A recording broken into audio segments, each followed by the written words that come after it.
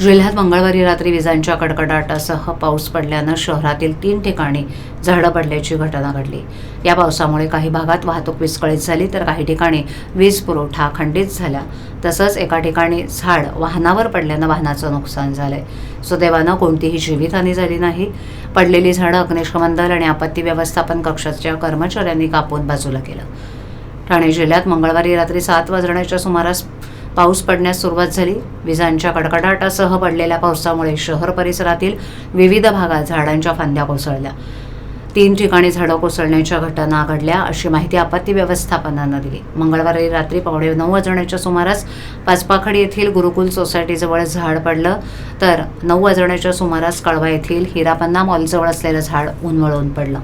तसंच पातलीपाडा येथील रिवेरा इमारतीसमोर 11:15 वाजण्याच्या सुमारास झाड पडलं। हे झाड इमारतीच्या आवारात उभ्या असलेल्या 4 चाकी वाहनावर पडल्यानं वाहनाचं नुकसान झालंय।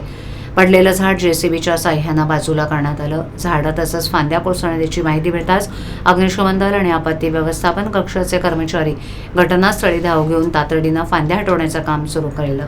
शहरात झालेल्या पावसामुळे वाहतूक संथ गतीनं सुरू होती।